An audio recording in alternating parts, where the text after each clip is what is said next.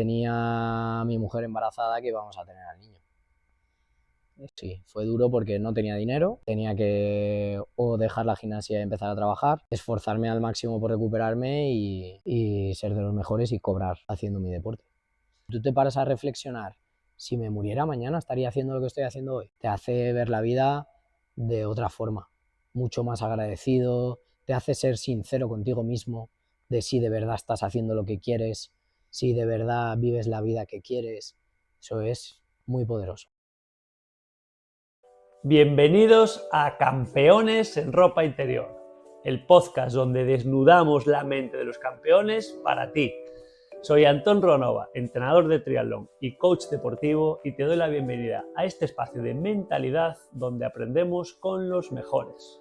Este capítulo está patrocinado por Ruanova Health, un espacio para que los que no se conforman encuentren productos para llevar su salud al siguiente nivel. Conócelos en www.ruanovahealth.com.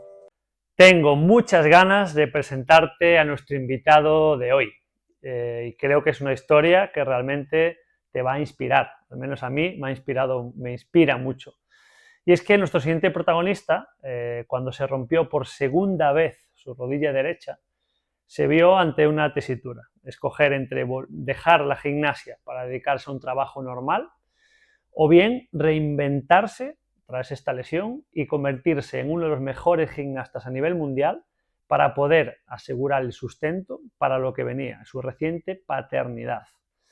Nuestro protagonista al final escogió, por suerte para nosotros, la segunda opción y gracias a eso es hoy uno de los mejores gimnastas del mundo. Está camino este verano en París 2024 de participar en sus terceros Juegos Olímpicos. Vamos a ver cómo fue esa reinvención, qué hizo para reinventarse y por qué es una referencia hoy en día. Te presento a Néstor Abad. Muchas gracias, Néstor, por recibirme aquí en tu segunda casa, ya tantos años. Estamos en el Centro de Alto Rendimiento Joaquín Blume de Madrid, donde tantos años te vi entrenar también, que yo también estuve aquí interno. Y bueno, tengo muchísimas ganas de tener esta conversación aquí hoy contigo. Muchas gracias. Y como te dije, mi misión aquí es que estés cómodo, a gusto, Sí. que charlemos. Estoy seguro de que tu experiencia, que es, bueno, me parece impresionante con todas las fases que hemos vivido de tantos Néstor en este camino, y creo que va a ayudar mucho a mucha gente que se va a sorprender. Así que, nada, de verdad, muchas gracias. Muchas gracias. Al final ha sido un periodo de crecimiento. Vine siendo una persona, ahora soy otra totalmente diferente, he ido aprendiendo a medida que ha pasado el tiempo. Genial. Me gustaría empezar, si te parece, por la historia de cuando eres un niño, cómo empiezas en la gimnasia y el papel de tus padres, ¿no? Creo que hoy en día puede haber mucha confusión a veces con el papel de los padres en el deporte. Tú aparte eres padre, tienes una niña, un niño, y si he entendido bien, al principio tú empezaste a hacer gimnasia, empezaste a interesarte por la gimnasia artística porque tu hermana hacía gimnasia. Sí. Bueno, a mi padre le gustaba mucho la gimnasia desde que él era joven. Y bueno, en Alcoy existía el mundo de la gimnasia por Octavio Fuentes, que era el fundador del club. Y a mi hermana le llamó la atención la gimnasia. Y mi padre, como no, como le gustaba, pues apuntó a mi hermana. Y a los meses de llevar a mi hermana, como iba yo con mis padres a recoger a mi hermana, pues yo vi ese mundo y me encantó. Era un parque de atracciones para mí y siempre me quería quedar, lloraba porque me tenía que ir a casa y se esperaron un poco porque todavía tenía pañales y en cuanto me hice un poquito más mayor me apuntaron de cabeza. Y lo que quería decir aquí también es que al final en ese club solo había gimnasia femenina. Sí. Entonces, para poder entrenar los aparatos masculinos tenías que ir 1 hora en coche hasta Alicante, ¿no? Y cómo tú, con tu voluntad, convenciste a tus padres para que te llevasen ese trayecto, ¿no? No, yo no convencí a nadie. Yo creo que el ver el entusiasmo que yo tenía haciendo mi deporte, mis padres quisieron que aprendiera un poco más sobre este deporte. Porque al final, cuando tú entras a una sala y se te ilumina la cara de lo que ves en la sala y lo que quieres aprender, no hace falta convencer a nadie porque ya les estás convenciendo con las ganas que le pones. Eso es, bueno, me refería al final, tu entusiasmo fue el que contagió a tus padres, ¿no? Para decir, ostras, aquí tenemos que hacer algo, ¿no? Y lo quería poner un poco en contraposición de que hoy en día, ¿no? Yo por lo menos he visto, ¿no? En determinados ambientes que hay niños que realmente no quieren hacer ciertas actividades y son los padres los que quieren, ¿no? Los que Mm. empujan un poco para eso, ¿no? ¿Cómo ves tú un poco el papel de los padres en el deporte hoy en día? Yo creo que obligar a alguien a hacer algo es totalmente negativo porque acaba odiándolo. Cuando a alguien le impones que tiene que hacer algo, termina odiándolo. Deja que tu hijo o hija descubra qué es lo que le gusta y a partir de ahí que trabaje para ser mejor en lo que le gusta. Porque no puedes ser el mejor en algo que no te gusta o que odias. Muy claro. Sí, sí, Sí, total. Yo pienso así, vamos. Yo creo que alguien talentoso es porque se desarrolla en algo que le gusta. Yo, por ejemplo, tenía ese entusiasmo de pequeño y no quiere decir que fuera talentoso en ese deporte, sino que mi entusiasmo era tanto que decidí aprender todo lo que podía. y estoy muy de acuerdo contigo en que muchas veces yo siento que se da mucho papel, mucha importancia al talento, Mm. y para mí coincido absolutamente lo que acabas de decir. Yo creo que el talento al final es que te entusiasme algo, porque si Sí, te es como entusiasma, una obsesión por querer aprender todo sobre esa materia. Todo, todo lo que puedas. El entusiasmo es tan grande que quieres aprender todo y ser de los mejores. y eso es al final lo que, para mí el gran talento, que es el que Y te eso es hace lo que que, dice la gente que es una persona talentosa, que en realidad no lo es, simplemente su mente intenta desarrollarse al límite en esa materia. total. Y también otra anécdota que me pareció muy curiosa es que pues al final donde entrenabas en Alcoy no había aparatos de gimnasia masculina, Mm. entonces fue tu propio padre el que creó unas anillas con metal, Sí. ¿no? Y me parece una historia súper bonita como también a veces la creatividad, ¿no? Se pone Mm. al alcance Bueno, mi de padre muchos. siempre ha sido humanitas y siempre le ha gustado crear cosas y es muy inteligente para esas habilidades. Y bueno, como teníamos carencia de aparatos de masculina, pues mi padre dijo, no te preocupes, que vas a poder trabajarlo, no serán los mejores, pero algo vas a poder trabajar seguro. Entonces me hizo algunos aparatos, me construyó una seta de potro con arcos, me construyó unas anillas colgadas de una viga con una cadena. Bueno, la verdad que fue interesante y fue muy divertido. Y me sentí súper identificado también cuando escuché esa historia, porque cuando empecé yo en triatlón con 15 años, mi primer entrenador, Mm. César, que me encantaría mandarle un saludo si lo estás viendo, que fue entrenador también aquí de la Blume, él recuerdo que al principio cuando empezamos a hacer triatlón, pues nos conseguía, pues él entrenaba gente profesional, entonces nos dejaba neoprenos viejos para Mm. que pudiésemos probar. El triatlón es un deporte también que el equipamiento es caro, entonces la bicicleta nos compró incluso el propio entrenador una bicicleta de segunda mano que le estoy súper agradecido. Incluso también me acuerdo mucho de una frase que me quedó grabada para siempre, y es que me decía, la bicicleta nunca puede ser mejor que el que va encima. Y yo veo muchas veces hoy que hay padres que para incentivar Sí, supuestamente a sus hijos le compran el mejor material, la mejor sí. bici, ¿no? Al final eso yo lo veo un error, porque si te fijas, la gente que suele triunfar en lo que hace es porque ha tenido unos recursos pésimos a la hora del inicio de esa actividad. Cuando tú empiezas con pocos recursos y vas avanzando en el camino teniendo mejores recursos, lo valoras muchísimo más que si empiezas ya teniendo los mejores recursos. Es como que pierdes la ilusión de ese avance. Total, lo valoras más, Sí. desarrollas esa creatividad, ¿no? Para decir, yo quiero conseguir esto, voy a hacer todo lo que está en mi Mm. mano. Yo, me parece Te hace también, ser agradecido y al final ser agradecido es la clave de la vida para ser feliz. sin duda, qué importante. Bueno, entonces unos años después, ya con 13 para 14, en 2007, eres becado aquí en Madrid, año que yo también entro aquí, estamos Mm. los juntos, me acuerdo mucho de verte a ti, porque bueno, eras como muy joven, Sí, ¿no? era Muy de los más niño. pequeños Sí. de la Bluma. Sí, sí. Y bueno, creo que cuéntanos si quieres un poco esos inicios, ¿no? Creo que el cambio de entrenamiento también Fue es muy bastante grande. difícil, la verdad. Fue un choque de realidad, porque yo, bueno, yo vivía un poco mi mundo feliz y no le echaba muchas cuentas a lo que tenía que sacrificar para lo que yo quería hacer, que era estar en unos Juegos Olímpicos. Porque mis primeros Juegos Olímpicos los vi en la tele y yo le dije a mi padre, voy a estar ahí. Sin duda ninguna, yo lo dije desde la total creencia de que iba a estar ahí.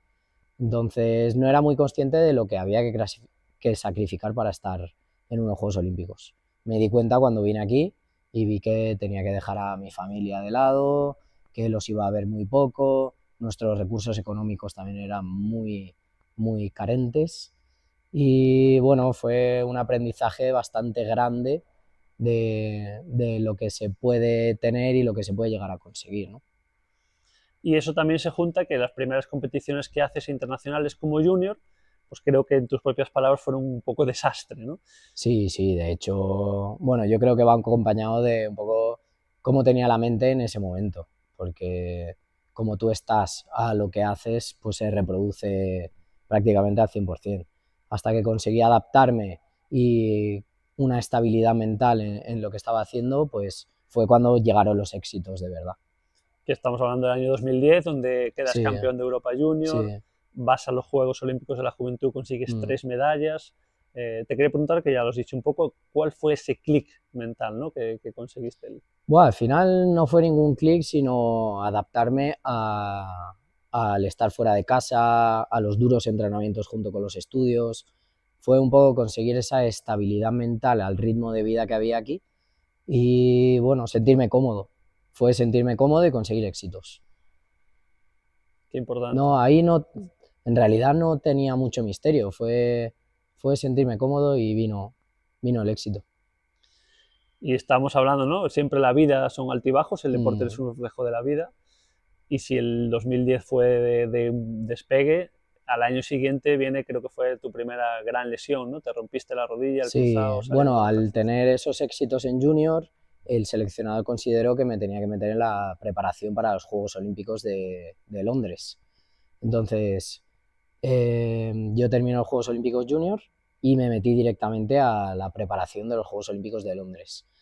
Estaba bastante bien encaminado para entrar a los Juegos Olímpicos y en un entrenamiento me rompí la rodilla. Y ahí pues se terminó la temporada bruscamente.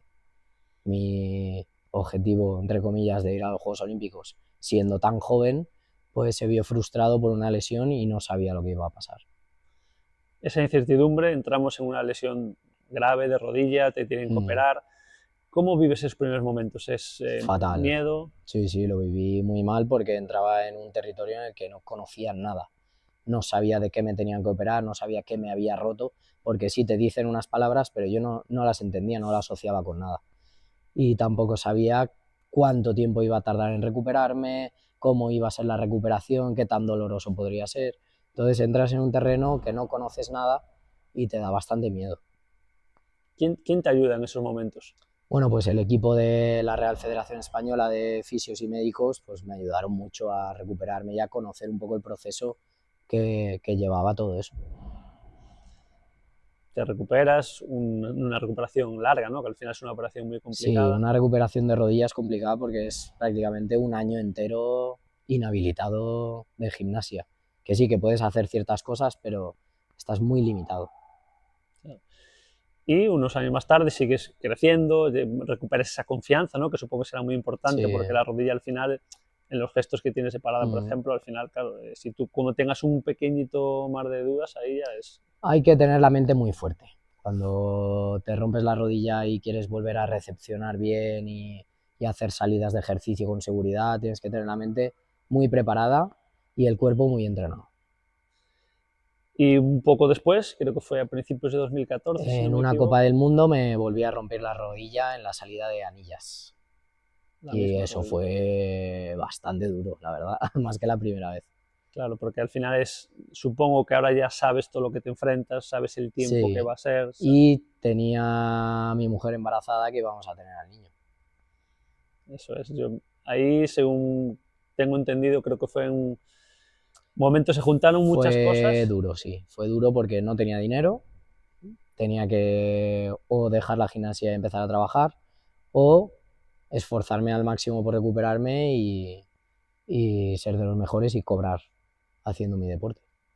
Eso cuando te lo escuché me pareció, me hizo un clic a mí muy, muy grande, Mm, ¿no? Porque creo que muchas veces lo que a priori puede ser algo, ostras, segunda operación de rodilla en la misma rodilla, siendo mm, aún muy joven, vas a ser padre, no tienes dinero, a corto plazo no puedes generar ese dinero.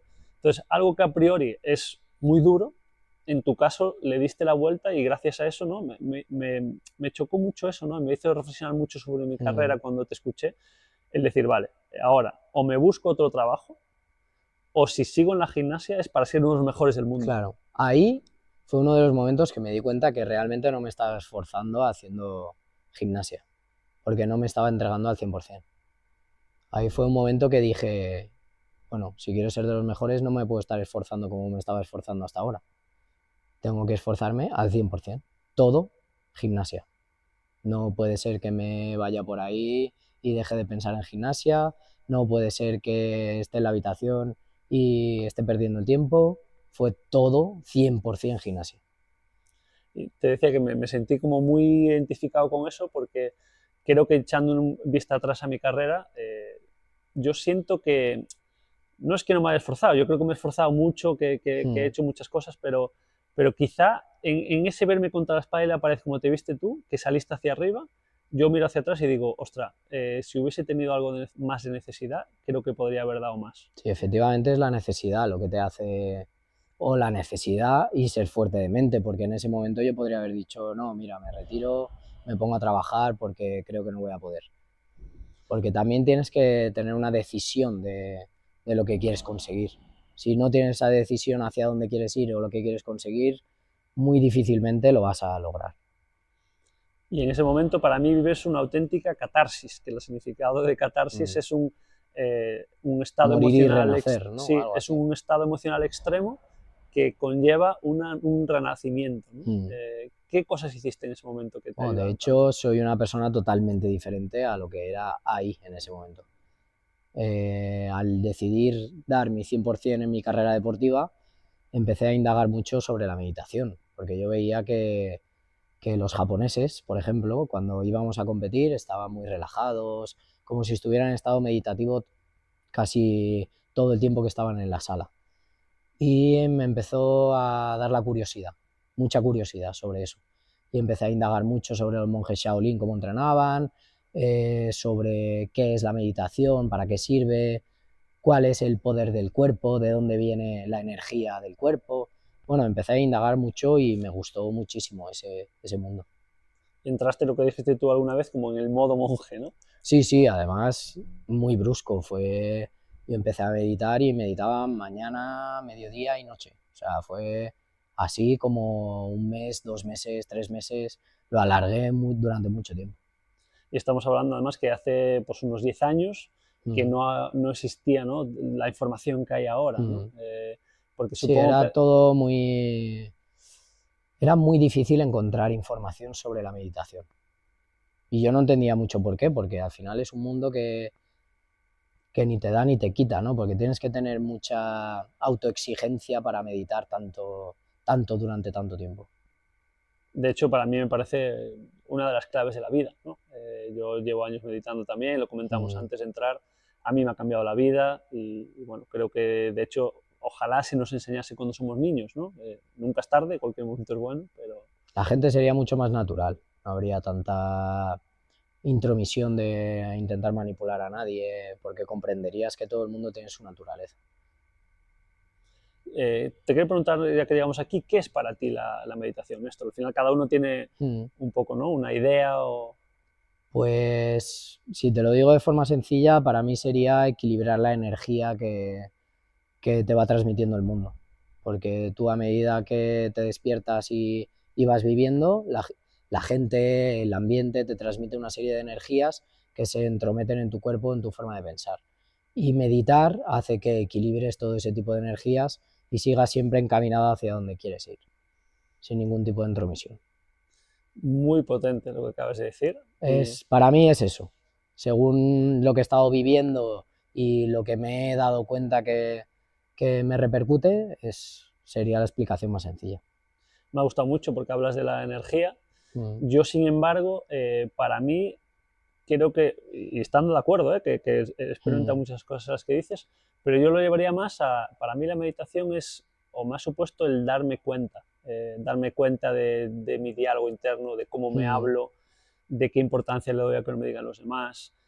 Es como abrir, ¿no?, dentro de mi vida, es como poder separarme, entrar en un modo observador Claro, al final te das cuenta de todo, y no creerte todo lo que te está efectivamente. diciendo tu mente, lo que te está diciendo las personas, Mm, que cada uno tiene su proceso, como dijiste tú. Entonces, a mí me ha supuesto, ¿no?, pues, pongo muchas veces el mismo ejemplo, ¿no?, de ir en el coche y vas en una ciudad como puede ser Madrid, donde el mm, tráfico es un poco loco y va todo el mundo extasiado, pitándose, gritándose sí. de mala leche con gente que ni siquiera conoces, simplemente pues porque Mm, uno se ha metido delante o lo que sea. Y para mí la meditación lo que me hace, por ejemplo, en esos momentos es como reaccionar mucho menos, es como abrir un espacio mm, dentro de lo que está pasando y lo que yo quiero hacer sin que sea algo automático, de que alguien se me mete y yo ya pito, ¿no? Sí, sí, sí. Te hace estar más en ti, más relajado, sin que lo de fuera te afecte demasiado o te haga alterarte. Que no quita que tengas tus días y que alguien que medite no está exento de enfadarse un día o tener la necesidad de discutir con alguien, porque a veces lo tienes que hacer aunque no te guste. Ya, es un proceso también al final de Mm. por vida, o sea, nunca vamos a llegar a un punto donde... Vivimos en una sociedad en la que no todo el mundo está equilibrado y entonces tienes ciertos encontronazos con gente pues que, que no te gustaría tener, pero a veces hay que tenerlos. Y si alguien que no está escuchando dice, vale, ostras, pues me gustaría empezar, ¿qué consejo le darías de cómo empezar a meditar? O... Pues le diría que se lea algunos libros sobre meditación. Primero que esté informado y luego que empiece a meditar como mejor le vaya, porque hay meditaciones en movimiento, hay meditaciones estáticas, hay meditaciones guiadas que a mí me sirven, pero sé que no es meditación. Entonces tienes que compaginarlo un poco todo, porque hacer meditación guiada siempre vas a depender de alguien y hacer meditación sin nada vas a depender de ti mismo. Entonces, hacer un poco de todo está bien, pero informarte primero. Y me gusta mucho que hayas nombrado también esos distintos tipos de meditaciones y esa meditación en movimiento, ¿no? Porque al final, para mí también una de las claves de la vida y lo que te enseña un poco meditar es la presencia, ¿no? El estar realmente haciendo lo que estoy haciendo, ¿no? Pues estar, por ejemplo, ahora conversando al 100% en Sí, escucharte, que es lo que sería zazen, ¿no? sí, En realidad. El zen predica mucho eso, que todo, cualquier momento es meditación. claro, porque muchas veces, ¿no? Yo pienso, por ejemplo, por la mañana, pues el que se ducha muchas Mm, veces se le está cayendo agua, pero no se está duchando. sí, Está pensando en que tiene que ir al trabajo, en que tiene que ir a mm, entrenar en algo, ¿no? Entonces eso al final sí que es una potencia absoluta. Es decir, mm, cada vez que yo consiga estar en el presente, voy a ser mucho más feliz, voy a estar mucho eso más en es. paz, voy a vivir todo mucho Bueno, mejor. yo de hecho a veces los calentamientos antes de entrenar los hago en modo meditativo. A veces incluso cierro los ojos y siento lo que estoy haciendo, más allá de un simple calentamiento. Claro, que puedes calentar, digamos, Es como como por si fuera rutina. yoga, Claro, parecido, pero lo trasladas a tu práctica deportiva. claro. La diferencia sería un poco hacer un calentamiento que has hecho millones de veces en automático sin pensar, Mm, o hacerlo efectivamente sintiendo cómo se están desplazando los eso músculos, es. cómo voy calentando, cómo el corazón se va Sí, activando. O sí, sea, sí. cambia. Muy curioso, la verdad que es digno de experimentar. Y en esta época también, linkándolo un poco con ahora, creo que hiciste muchísimo trabajo de visualización, ¿no? Para... Bueno, la visualización siempre la he hecho. Lo que pasa es que nunca he sido consciente de lo que estaba haciendo en realidad. Porque yo recuerdo viajes a Alicante de pequeño con un muñeco articulado a hacer todas las acrobacias de gimnasia. Eso es visualización. Lo que pasa es que para mí era un juego. Cogía el muñeco y hacía lo que yo quería conseguir en gimnasia, pero con ese muñeco. Y ahora me doy cuenta y digo, ostras, si hago la mayoría de cosas que hacía de pequeño con el muñeco. Entonces yo he trabajado la visualización sin darme cuenta durante muchísimo tiempo. Y cuando he decidido trabajarla de verdad, me ha sido muy fácil. Lo veía todo muy claro en mi mente, muy detallado. Entonces a lo mejor es por eso, por haberlo trabajado durante tanto tiempo sin darme cuenta. Claro, y además es súper importante también recalcar que no tiene nada que ver. Mucha gente puede pensar que visualizar es imaginarte, ¿no? Pero si en lugar de imaginarte lo puedes llegar a sentir Mm. con tus Eso ojos. es, yo creo que es muy fácil de practicar porque se puede hacer al día a día. Tú estás sentado en el sofá, cierras los ojos y te imaginas que tienes una taza encima de la mesa. Y te imaginas cogiéndola, oliendo el café o el té y tomándolo. Y sientes cómo te entra por la barriga. Eso es una forma de visualización que lo sientes. Y es un entrenamiento de visualización. Y cuanto más detallado lo sientes, más poder de visualización tienes. Y de llevarlo luego a la realidad. Y en la lesión lo hacías también para, porque en ese En la momento, segunda lesión sí. uh-huh, En la primera no, porque desconocía mucho el tema de meditación y todo eso. Pero en la segunda sí. porque al final la rodilla no te permite hacer físicamente determinados Eso es. ejercicios, pero tú a nivel Mm. mental, y eso es lo que estamos hablando de Y visualizar, luego cuando he sintiendo, tenido diferentes lesiones también lo he puesto en práctica.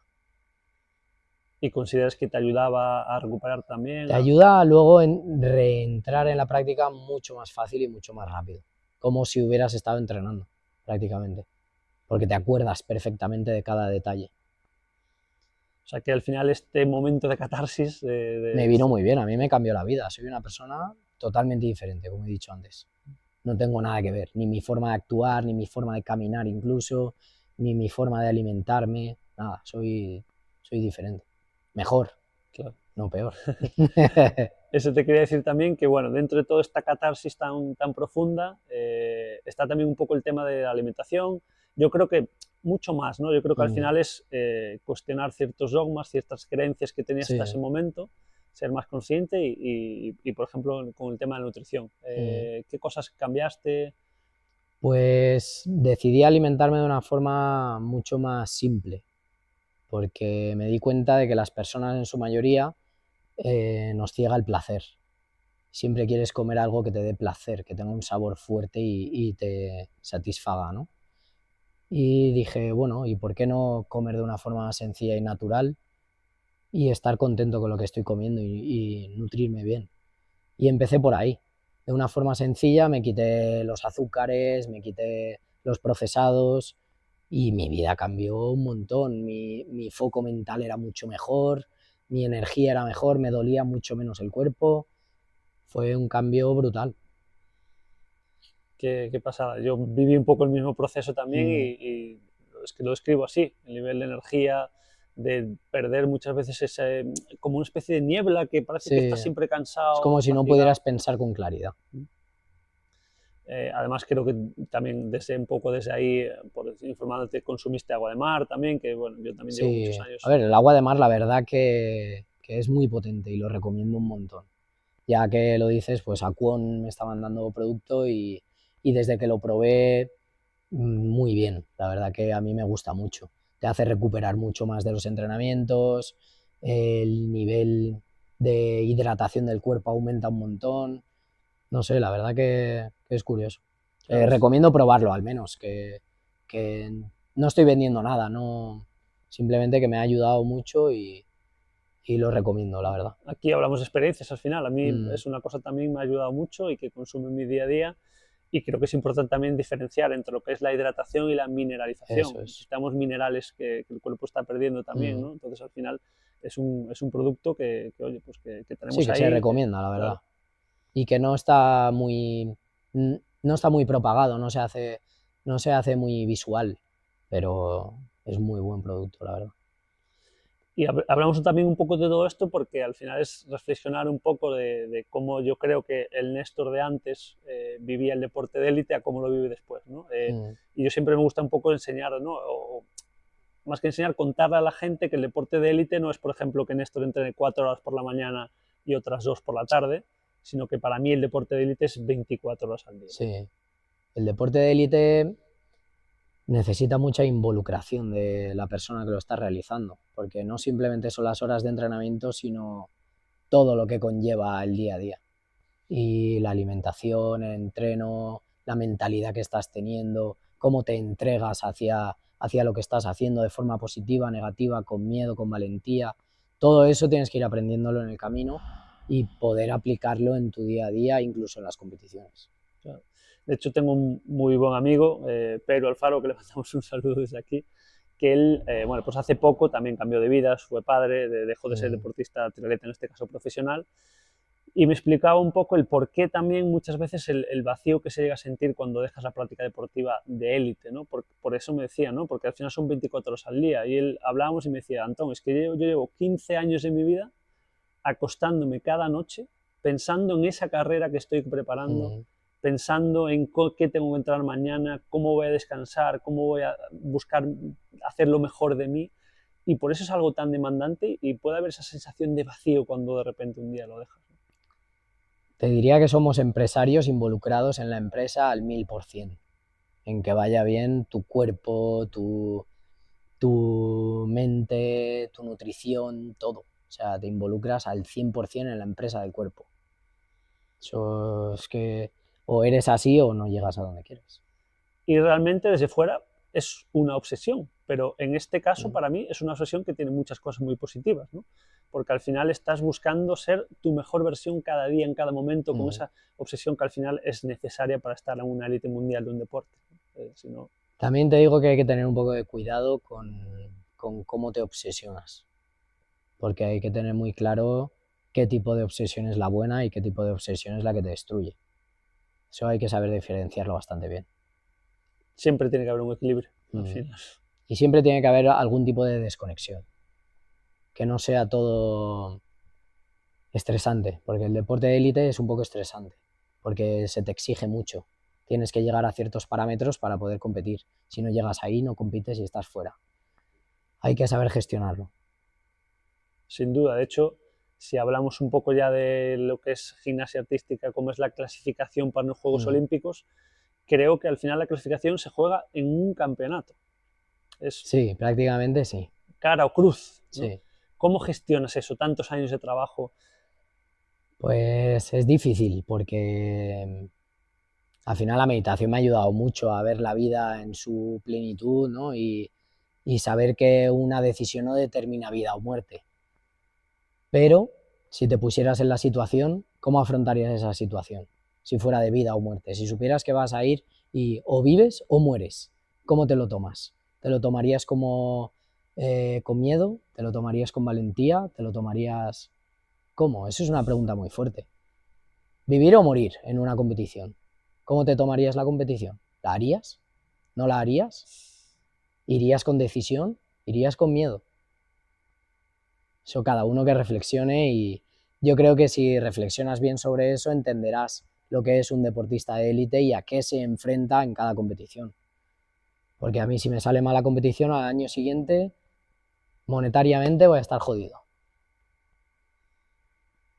Entonces... Bueno, en tu caso tenemos que decir que, por suerte, bueno, realmente no suerte, me sale suerte como coletilla, sino con todo esto que estamos viendo ahora. Te clasificaste para Río, te clasificaste para Tokio, estás clasificado ahora para París. Entonces, bueno. Ha sido un proceso largo y de aprendizaje. Se aprenden muchas cosas en el deporte de élite. Yo creo que te hace madurar muy rápido de lo que sería la vida de una persona. Aprendes muchas cosas en muy poco tiempo y te ayuda mucho luego a ver la vida diferente. Una clasificación olímpica es muy estresante, pero si lo consigues es muy satisfactorio y aprendes mucho en el camino. Bueno, y si nos centramos un poquito donde estábamos, vuelves, te recuperas de esta segunda lesión, el nuevo Néstor, y la vida te lleva a que tu primera competición sea en el sitio donde te habías lesionado la rodilla justo un año antes. Eso puede ser, te enfrenta, ¿no?, más rápido Sí, al quizá a lo final mismo. chocas contra el muro que tú has creado. Te ves de frente contra el muro que tú has creado y tienes que superarlo porque has decidido estar ahí. ¿Cómo crees que es tu relación con el miedo a lo largo de tu vida? Porque creo que el miedo es un gran maestro de lo que estabas hablando, ¿no? Cómo te tomas la vida. Pues al final mi relación con el miedo te diría que es un tira y afloja, porque siempre aparece y siempre tengo que entrenar para superarlo o darme cuenta de lo que es el miedo realmente. Porque el miedo no deja de ser de una enfermedad de la mente, de ponerte siempre en una emergencia que muchas veces no existe. Y es un tira y afloja porque a veces me viene el miedo de tengo que mantener a mi familia, el miedo de tengo que mantenerme sano, no me puedo lesionar, el miedo de me tiene que salir bien la competición. Al final es un estrés que te autoimpones y tienes que darte cuenta de lo que es el miedo realmente. Entonces te diría que mi relación es un tira y afloja con el miedo. Y muchas veces realmente ese saber enfrentarnos al miedo, que muchas veces puede ser, oye, quiero trascender o esto igual no, pero simplemente el poder observar este miedo y nuestra reacción ante él, creo que también es, a mi modo de vista, a mi modo de ver, nos hace un poco también recuperar mucha libertad, ¿no? Sí, al final darte cuenta de dónde viene ese miedo, no de qué te da miedo, sino de dónde viene, por qué te da miedo eso, a qué temes en realidad. No a caerte, sino a lo que viene después o a hacerte daño, al daño en sí, te da miedo. Cuando te das cuenta de eso, muchas veces desaparece el miedo, porque sabes de qué se trata. Entonces, darte cuenta de las cosas te ayuda a desvanecerlas. El darse cuenta, para mí Sí, cambia realmente todo, ¿no? Ya no es el que haces y cómo lo haces, sino desde dónde y el saber un poco por qué, para qué. sí, Interesante. sí. Bueno, y seguimos avanzando un poco en tu carrera, ya digo, ¿cómo viviste un poco los juegos? Si quieres contarnos un poco. Pues fueron un poco estresantes porque nosotros queríamos clasificar como equipo y no lo conseguimos. Entonces el ambiente de la sala fue difícil porque solo iba uno. Bueno, Ray ya tenía su plaza, entonces solo había una plaza para el país extra y había que ganarla. Entonces el ambiente de la sala cuando pasa eso, pues se rompe un poco, ¿no? Y es más competitivo. Pero bueno, los juegos, la competición me gustó mucho, fueron mis primeros Juegos Olímpicos, lo disfruté y aprendí mucho también. Y qué enseñanza tan grande lo que acabas de decir, ¿no? Que al final todos remáis juntos para conseguir una plaza para el Mm, país, no se consigue y de repente pasas a tener que competir contra sus compañeros, tus claro, amigos, ¿no? eso rompe mucho el ambiente. Y es una pena porque el deporte es así, el deporte es pura competición. Y si no tienes tú la plaza, la quiero tener yo. Eso es así. ¿No? Y al final también el cómo vemos esa competencia, ¿no? Muchas veces al final, si entre tú y yo no estamos jugando algo, Mm, yo te puedo ver como mi máximo rival y generar cierto odio, o también incluso se puede ver al revés, ¿no? Es como, le voy a agradecer a Néstor que gracias a que él es tan sí, bueno, pero es difícil, es difícil. porque el que va tiene más, el que se queda tiene menos. Y yo no quiero ser el que tiene menos. Total, El deporte es así. total. Entonces es muy difícil cuando hay una situación así ver a alguien como una competencia sana, como super amigos. Sería falso hacer eso. Y estamos hablando de Río y posteriormente, 4 años más tarde, bueno, 5 por todo lo que ha pasado, te clasificas también para Tokio. ¿Qué diferencias notas entre unos y otros para ti también? ¿Cómo vives uno y cómo vives de los siguientes? Muy diferente. El ambiente se trabajó muchísimo para esa competición, para conseguir la clasificación. Éramos todos una piña súper fuerte. Era muy difícil que no consiguiéramos la clasificación. Entonces fue una realidad. El trabajo y cómo nos desenvolvimos en la competición iba todo de la mano. Qué bueno. Y seguimos un poco hacia adelante, 2022, que fue un año de Mm, contrastes, ¿no? De contrastes muy grandes. Si quieres empezamos por el final, que fue, lograsteis en el Mundial de Liverpool la mejor clasificación histórica de España, logrando el 6.º sí, puesto en la clasificación por equipos. ¿Cómo vivisteis ese momento? pues nosotros íbamos con ese objetivo.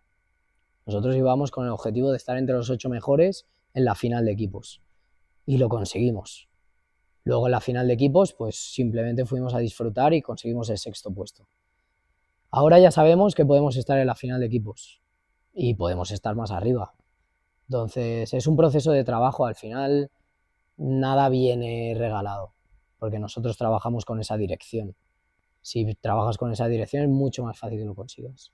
Sin duda, además también la importancia que, por lo que estás diciendo, de romper techos, ¿no? O sea, España Mm, nunca había llegado ahí, eso es. se ha llegado no solo entre los 8, sino sextos, Mm, y ahora hay un nuevo techo que ya se parte de que hasta ahí se puede lograr, vamos allá por el eso siguiente, ¿no? es.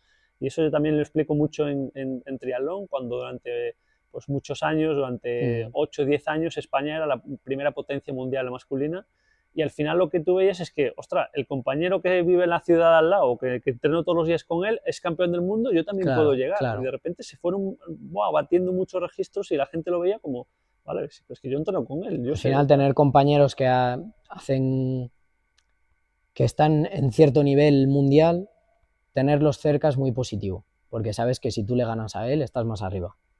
Entonces, tener una referencia así en la sala es importantísimo.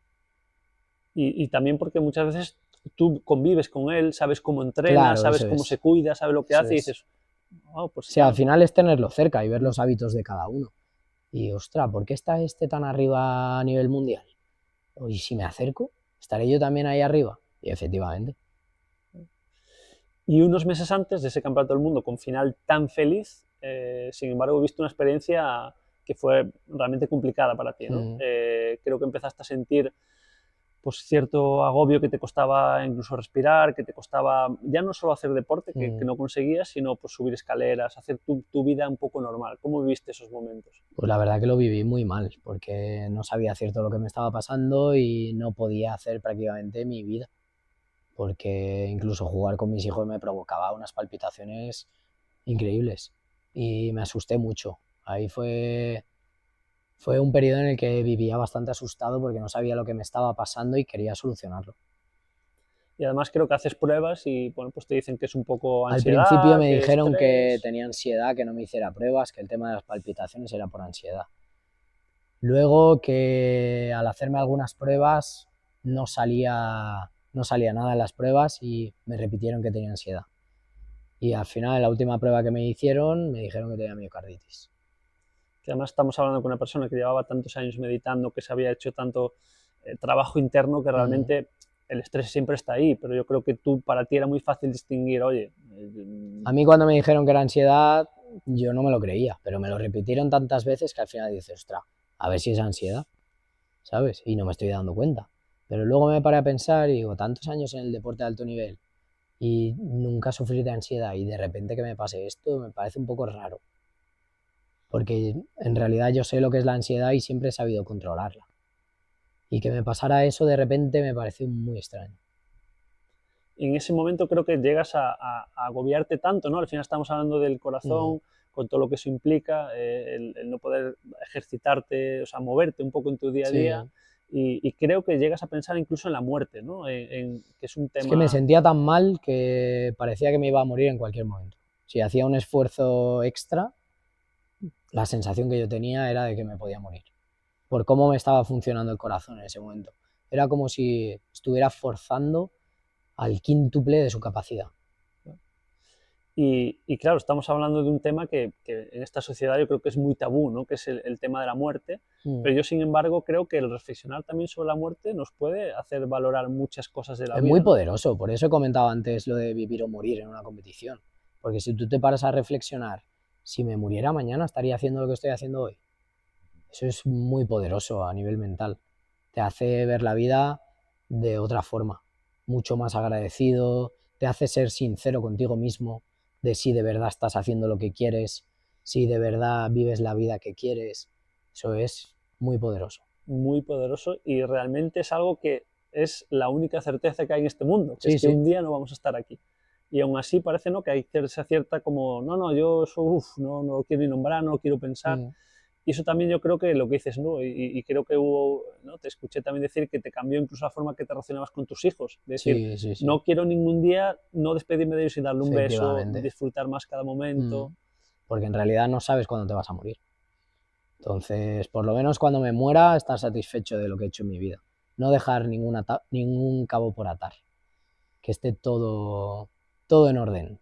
Morirme tranquilo. Eso me parece una clave, es que el estar satisfecho, ¿no? ¿Qué es Sí, para ti sí. la satisfacción en esto?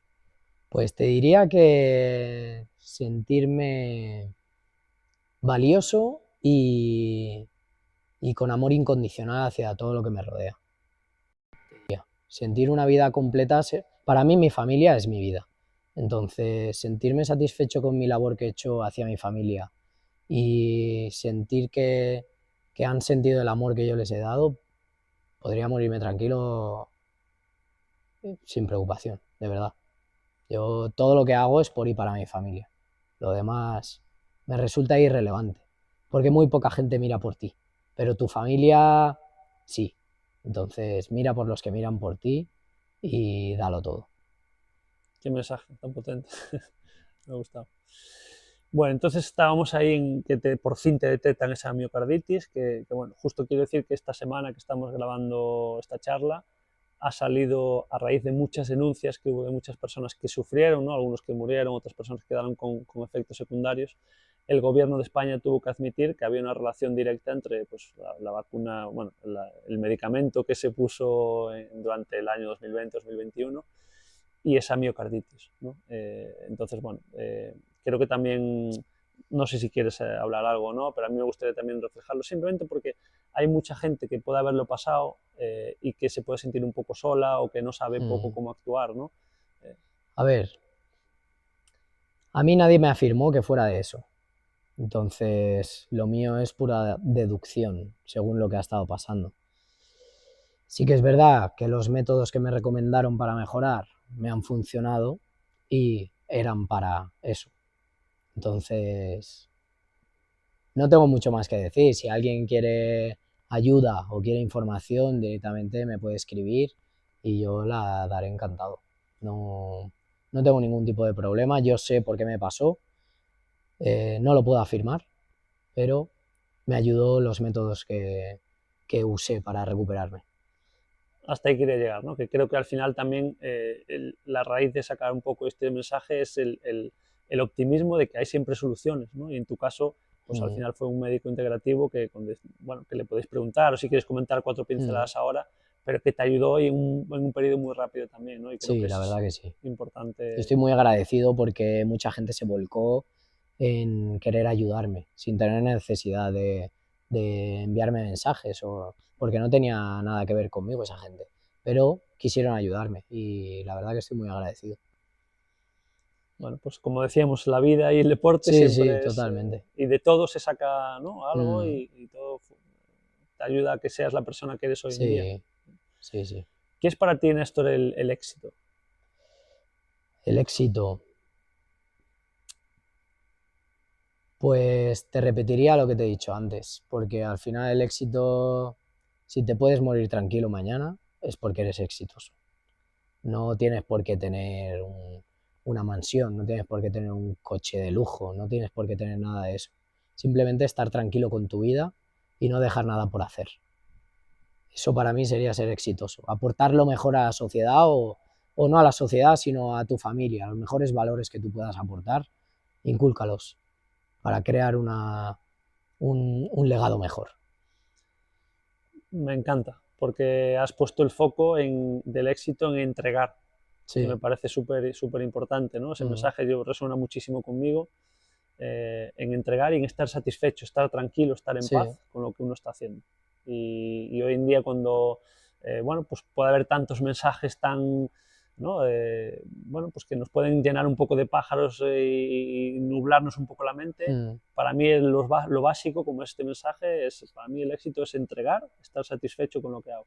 sí. No tiene mucho misterio en realidad, lo que pasa es que tienes que indagar mucho en ti mismo y en saber qué es lo que te apasiona, qué es lo que te hace feliz y qué es lo que te gustaría dar para sentirte bien.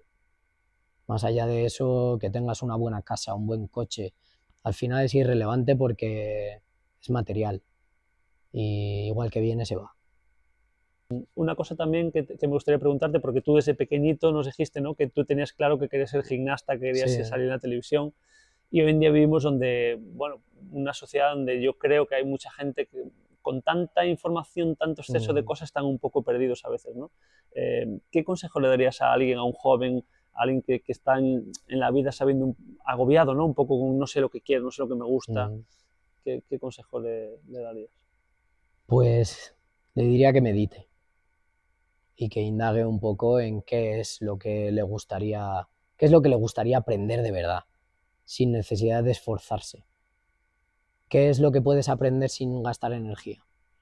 Que digas, no tengo energía hoy, pero me apetece aprender esto. Eso es porque te gusta de verdad. Si tú puedes aprender algo sin invertir energía es porque te gusta de verdad. Me encanta el mensaje. Mm, Y de hecho, según lo estabas diciendo, estaba pensando al final algo que te está dando más por tu claro. entusiasmo que lo que estás depositando ahí. Mm, Qué pasada. Te quería preguntar, Néstor, simplemente unas cositas rápidas. sí. Si quieres recomendarnos, ¿eh? Si no, no. Mm. Una película que te haya gustado, que te transmita, que te guste, que te dé alguna sensación. Pues no sabría decirte, pero me gustan mucho las películas de manga, por el tipo de mensaje que tienen la mayoría de ellas. No son películas comunes, son bastante fantasiosas, pero el mensaje que dan es muy poderoso. Y creo que hacen de la sociedad un sitio mejor. Pues, películas de manga en sí. De hecho, creo que tenemos mucho que aprender de la cultura oriental. Creo Mm, que siempre estuvimos muy enfocados en lo occidental, ¿no? En sí. Europa, en Estados Unidos, y creo que en el mundo en el que estamos ahora mismo, el aprender y beber también de Oriente es Mm. súper importante. Bueno, de hecho, Dragon Ball fue de las series que más influenciaron a la sociedad actual, ¿no? Como tú y yo. Entonces, eso es porque tiene un mensaje muy grande, muy positivo. De hecho, hablan incluso de la meditación en esta serie y, bueno, yo creo que tienen mucho que aportar las series de anime y películas de anime a la sociedad.